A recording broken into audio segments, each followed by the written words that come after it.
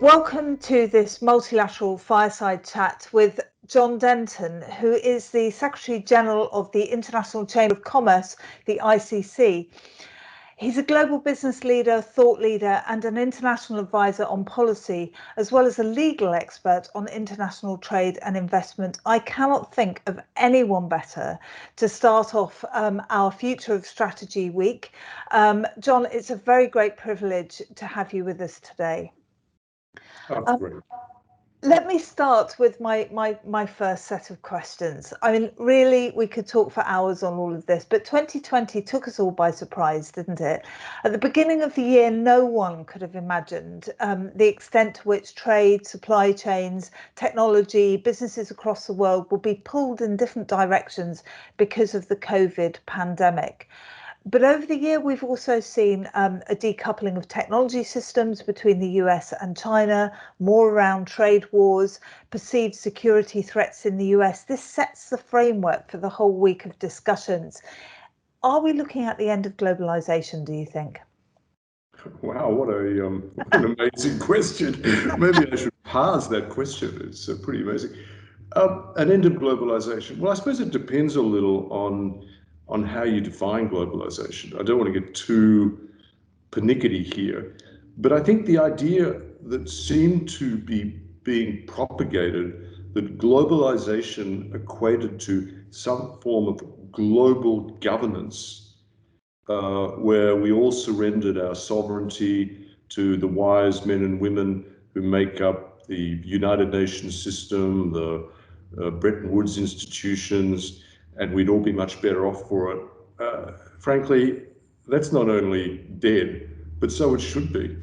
I mean, the idea that citizens would give up their right to govern themselves was always preposterous. And in fact, the propagation of that kind of concept of supranational governance is actually at the heart, I think, of citizens' discontent with what is being defined as globalization.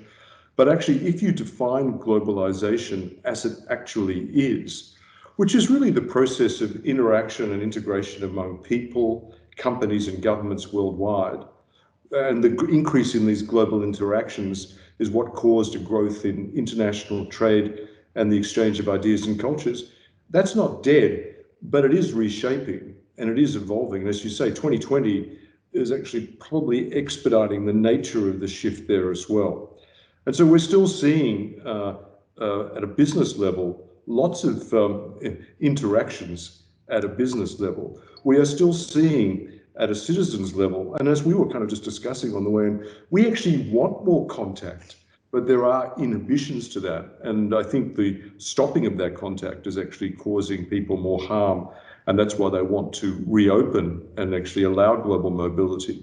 But what is definitely happening is at a supranational level, the level of global cooperation, which was sometimes misdefined as global governance, is actually diminishing. And that is actually that bit which is problematic. But there are still government to government, multilateral to regional and multilateral groupings which are still cooperating together.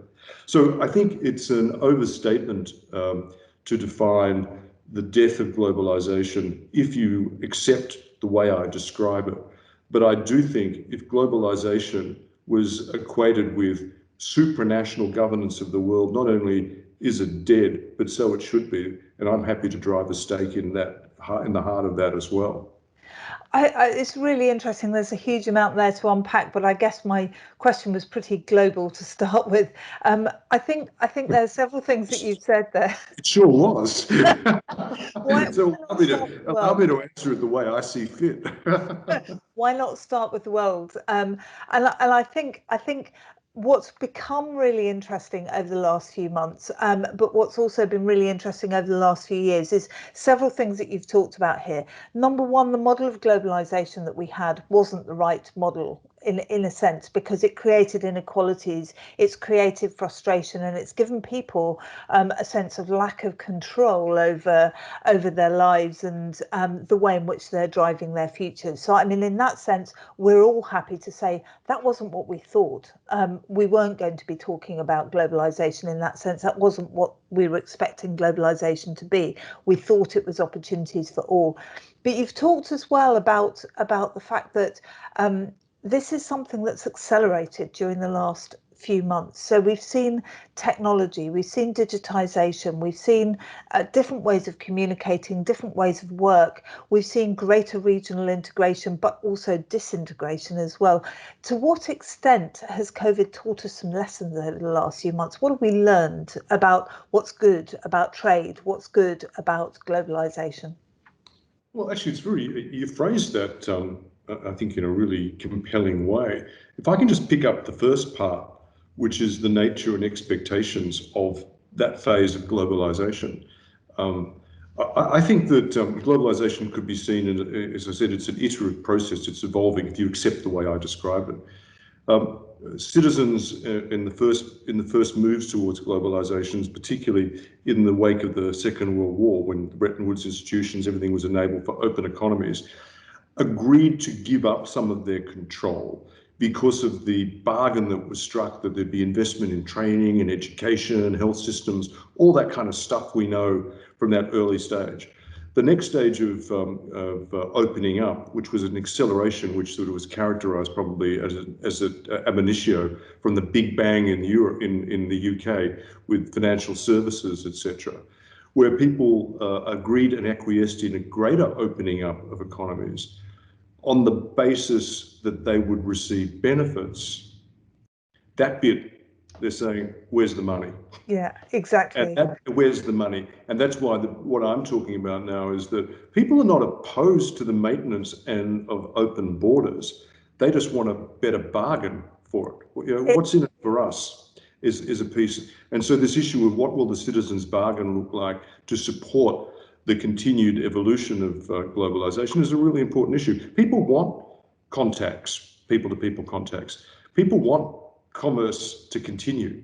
People do want governments to cooperate, and they see that because in the midst of the pandemic and where we are right now, the truth is that the black swan was not the existence of a pandemic. It was the failure of governments to be able to operate at a political level for global cooperation to deliver support to manage that and actually ameliorate that effect. That was the black swan. People would like governments to get on with it. They don't want governments to come together and create some supranational governance, but they do want governments to cooperate. And I think that's the rub there. But one of the lessons I think, and maybe it's almost too obvious a point, but we don't talk about it enough, that's been revealed by COVID-19, is citizens actually want, demand, and actually should expect decent health systems. Mm-hmm. It's a really interesting issue that one of the levelling pieces here has been the absence of effective and I think agile health systems has compounded not just the lives issue, but undermined the livelihoods issue. If we had our time again, would we have thought differently about the levels of investment we would make in having an effectively functioning health system in each country on a global basis? I actually think the answer is yes, because I think if politicians put it now, citizens are prepared to pay for that. And frankly, I suspect they always were. But so that is one of the great, I think, and we don't talk about it enough. Then, and let's not forget, you and I are sitting, I mean, I'm sitting in Paris, you're sitting, well, in a comfortable sort of perch on the south of, outside London, southern England, near a beach, I'm sure, so I'm sure it's a wonderful time. But, you know, the ICC, we're the institutional voice of 45 million businesses in the developed and the developing world. You know, there are hundreds of millions of people in the developing world who do not have access to healthcare. If we want to actually improve the lot of the world, don't we have to think about that issue? And we see it at the ICC because it's undermining the capacity of SMEs, micro SMEs, supply chains, etc., to function in the developing world from the global south into the global north. And I think that's absolutely critical point to be discussing, because I mean, it is interesting. Back in January, and that seems like such a long time ago, we ran a survey that said, what do you define as national security? And this was just a UK-wide sample, and not talking about emerging economies. And the problem is even worse in emerging economies. We asked how you define national security, and actually after sort of general health, general safety and protection against terrorism, health was the top thing, and that was before the crisis and before the pandemic. And you've raised a very important point there. So in fact, you've raised many important points, but if I summarize again, so globalization isn't trade. Trade is a mechanism for bringing goods and services to people all the way around the planet, and that is especially focused at the moment on vaccines and getting vaccines out to communities that actually don't have the access to healthcare and the access to systems. So there are two things there. To what extent has health actually become a national security issue? And the collapse of organisations that you've talked about at a multinational level, or if not collapse, the weakening of supranational organisations. To what extent should everyone be trying to get that sort of multilateral framework back again? Because I think it's quite important to point out the difference to the audience between globalization and multilateralism. It's interesting, just quickly on that point of trade is not the problem here, or globalization is not cannot only be defined as trade. It's really interesting when you actually poll this with people. Particularly, you look at the industrial states of the US. People see trade as the cause of loss of their jobs. But when you ask them what they want export. Yes, exactly. So it's often how you frame these issues. People actually see the interchange of goods and services between nations as a positive because they know it creates wealth. People are not stupid. They actually know that this is good economics. But when trade is defined only in terms of the consequences, which have been described by politicians as the reason you've lost jobs, which is manifestly false. There may be some instances of that, but generally it's technological innovation and also changing markets and the way in which competition policy and other things, or lack of innovation and lack of investment in education and training, which is actually causing that. People actually take a different view. They actually like commerce. They trust business leaders. They want business to get on with creating wealth, which they know creates jobs, which actually supports their families. But going to the specific point that the way you also frame this issue around now the vaccine, and vaccines are great, but they don't work unless there's vaccinations. Vaccinations don't work unless you get the vaccine to them. You can only get the vaccine to them if there's distribution channels. You can only get distribution channels working if actually there's potential for crossing borders freely, or ease with which you cross borders. So what we don't want is a repeat of the PPE ventilator disaster, which characterised, I thought, the government incompetence of the first round of COVID-19, where governments closed borders, made state-directed decisions on creation of ventilator factories, blocked access to PPE, stole PPE supplies from each other. I mean, what a mess. No wonder politicians as a class are often seen as the least trustworthy class within society, because their response there was completely knee-jerk. What was more effective there was actually looking at how business responded. Look at how business redefined their actual supply chains and actually were enabled, despite the interventions of governments to close borders, open borders, put new restrictions on. Look how successfully supply chains were in fact repurposed or reconditioned or reconstituted and reconfigured during the heat of COVID-19. It's actually unbelievable, and it's a testimony to the ingenuity of the private sector. So we don't want that to happen again when it comes to vaccines. We also know that with vaccines and the distribution of vaccines, and we know with the nature of the pandemic, that unless we are all protected, none of us are protected. So how will we ensure that we have the most effective mechanism to enable this to happen? If you probably pick up my drift here, leaving it in the hands of governments will not get us there. Governments will need to work with the private sector to ensure the distribution.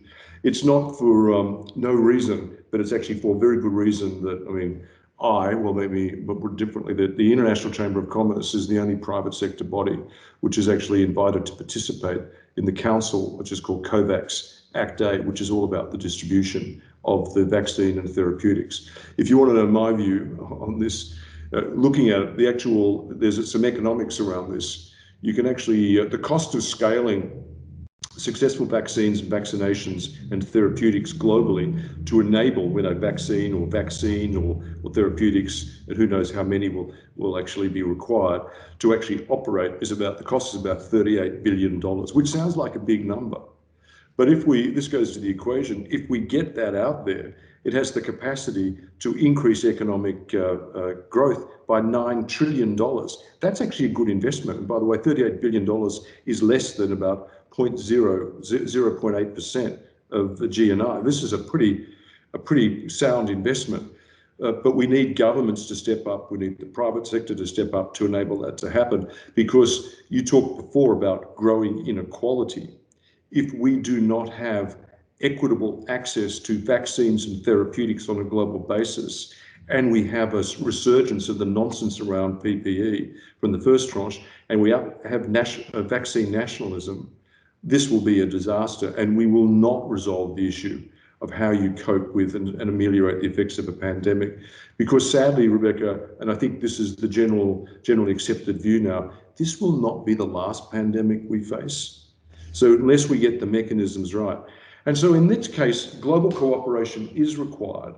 But, you know, China can cooperate with the US on distribution of vaccines. There is common interest there. They may be strategic competitors on other aspects, but this is something that can be cooperation on. The European Union can cooperate more effectively within itself. Asia can cooperate with Latin America, and Asia can cooperate with Africa, because it's in our mutual interest globally. And you can only solve pandemics globally. It's a bit like climate change. These are global issues. They're not capable of being resolved in a national jurisdiction alone. And I think that's a really compelling point, and I know that these are going to be themes that we're discussing throughout the week. I guess I'd say we have seen, as you said rightly, this strategic competition between the US and China, and it's that's undermined the trust at a supranational level. We have seen reactions, as you said at the beginning of the pandemic, where where nations have become more nationalistic, and 94 countries have imposed temporary tariff or non-tariff restrictions, you know, to stop exports of vaccine or medical equipment during this crisis. I mean, what's happening to the world, really? I guess what I would say is we have a new administration in the White House, and after December the 31st, an EU 27 rather than an EU 28. So what are the consequences against this backdrop of a pandemic and the need to push sustainability? What are the consequences for organisations like the ICC and the World Trade Organization? Well, I mean, as I was saying before, I think there needs to be a recognition of where there's global mutual interest. And even in the US-China strategic competition, which of course we're going to have strategic competition at this stage. But even in that, there are still areas within which there will be a recognition of mutual interest. As there are, you know, Australia has, if I'm an Australian, I mean, we have tension points with China at the moment, but there are still mutual interest issues that operate there.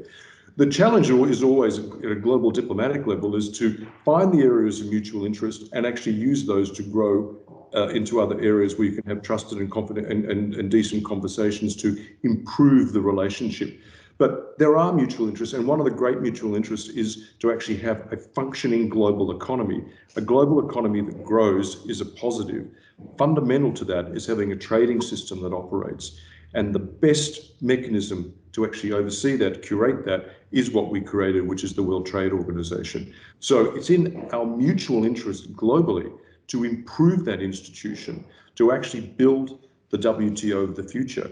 and stop this kind of nihilistic discussion which has been going on about it. Because the fundamental problem with the WTO is not the tension between China and the US there.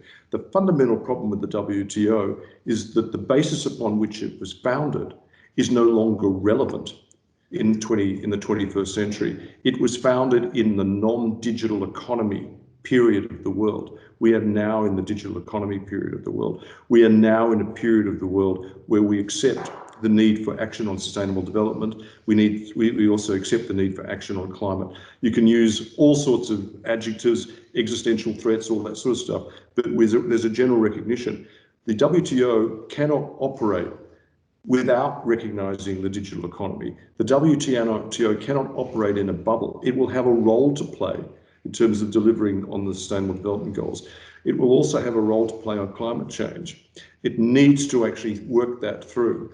But what we've got to do, therefore, is update the rule book, or the playbook, which underpins the WTO, and bring it into the 21st century. Then there are legitimate issues about what is the point of creating an entity where you can actually reach agreement if you can't enforce those agreements, which goes to what is the nature of enforcement. And by the way, I would say this, and you're probably getting a picture that I do have a clear views on a number of things. A number of the US propositions with regard to the failings of the appellate process are 100% accurate. Yes. And they need to be remedied. They need to be addressed. And I have similar issues as someone who looks at this. The WTO appellate process has actually crept from strict judicial renderings and actually started to create, in a sense, policy. This is not their role. But the reason they've done that is because some of the underpinnings of the WTO, the actual principles, which were that a number of systemically important states who are allowed to access the WTO have not brought their economic systems into line with the functioning economic system which underpins the WTO, which is a functioning market economy. And China, Brazil, India, they actually need to continue the process of reform to bring their systems into alignment so that a lot of the decision-making and then appellate processes can simply be allowed to function as they were originally designed. But absent that, you've got this friction between their systems and what is the underpinning of the WTO.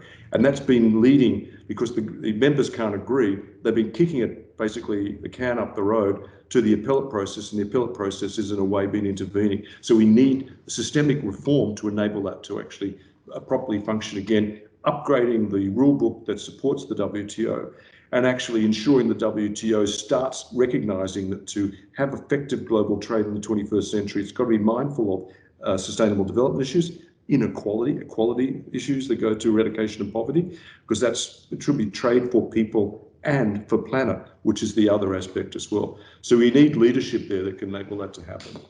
But I think all of those points are incredibly well made. I mean, the focus on SMEs, the focus on sustainability, the focus on equality, these are the big barriers and the big challenges that globalization has faced over the last 30 years. And it's the reason it goes back to the conversation, the point where we started this conversation right at the beginning. I think we're in a very, very, very strong place now to start thinking about sustainability, start thinking about the future. And just to wrap up, this event is called the Future of Strategy. So we're discussing how nations, how businesses, how individuals develop that sustainability agenda, the agenda to approach inequality, to include SMEs. What are we going to be talking about in a year's time, and how do we get there?